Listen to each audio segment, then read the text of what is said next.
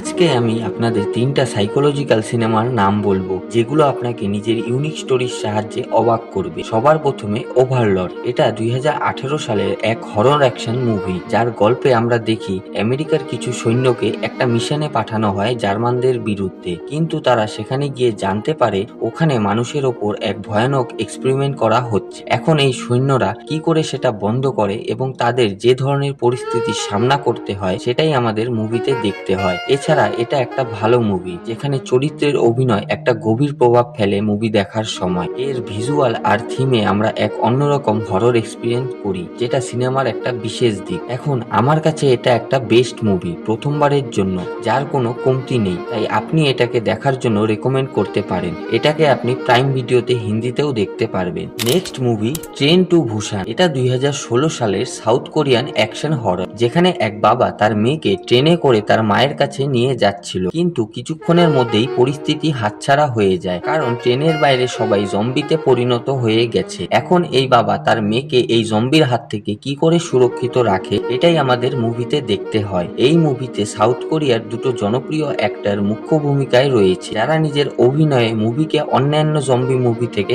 আলাদা করে তোলে। এর ফলে এখানে আমরা এক সুন্দর সিনেমাটোগ্রাফি দেখি, যেটা জম্বি মুভির পরিবেশকে বাস্তব করে তুলতে সক্ষম। আমার কাছে এটা একটা বেস্ট জম্বি মুভি, তাই যদি আপনি এটাকে এখনো না দেখে থাকেন তাহলে আপনি এক বিরাট কিছু মিস করছেন। এমএক্স প্লেয়ারে আপনি এটাকে ফ্রিতেও দেখতে পারবেন। Next alien Romulus. এটা হলিউডের এক জনপ্রিয় এলিয়েন মুভি, যেখানে স্পেসে থাকা কিছু লোকের কাহিনী আমাদের দেখানো হয়, কিভাবে তারা এক স্পেস স্টেশনে গিয়ে এক ভয়ানক জীবের সামনা করে। এখন এই ভয়ানক জীবের হাত থেকে তারা কিভাবে জীবিত ফেরে, এটাই আমাদের মুভিতে দেখতে হয়। যদি আপনি দ্য প্রেডেটর ভালোবাসেন তাহলে এটা আপনাকে আরো ভয় দেখাবে। চরিত্ররা নিজের অভিনয়ে সিনেমার থিমের সাথে পুরোপুরি মিশে যায়, যার ফলে সিনেমা স্পেসের এক গভীর সত্য দেখাতে পুরোপুরি সক্ষম। এর একটাই খারাপ দিক, এর স্টোরি, যেটা আগের এলিয়েন সিনেমার মতোই বানানো হয়েছে। যদি আপনি এই ফ্র্যাঞ্চাইজির সিনেমা দেখে থাকেন তাহলে তুমি এই স্টোরি আরামসে প্রেডিক্ট করতে পারবা। এছাড়া এটা একটা ভালো সাইফাই হরর ফিল্ম, যেখানে শুধু আপনি রক্তাক্ত সিন দেখতে পারবেন, তাই আপনাকে এটা দেখার জন্য আমি রেকমেন্ড করছি,